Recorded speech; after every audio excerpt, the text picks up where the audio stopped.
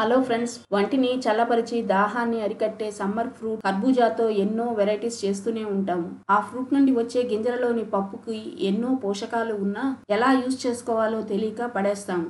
ఈ రోజు మీకు ఆ సీడ్స్ ని యూజ్ చేస్తూ వెరైటీ హెల్తీ జ్యూస్ చూపించబోతున్నాను. అందుకోసం 2 కర్బూజా పళ్లను కడిగి తొక్కు తీసి మధ్యకు కోసి గింజలను బ్లెండర్లోకి వేసుకుంటున్నాను.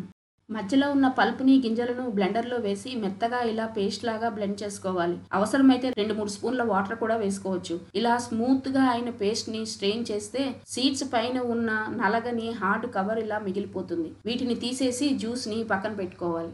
ఇప్పుడు ఈ పేస్ట్ ని యూజ్ చేస్తూ కర్బూజా జ్యూస్ చేయండి, భలే రుచిగా ఉంటుంది. కొంచెం హెల్తీగా ట్రై చేయడానికి ఒక చెక్క ఫ్రూట్ ని చిన్న ముక్కలుగా కోసి బ్లెండర్ లోకి వేసుకుంటున్నాను.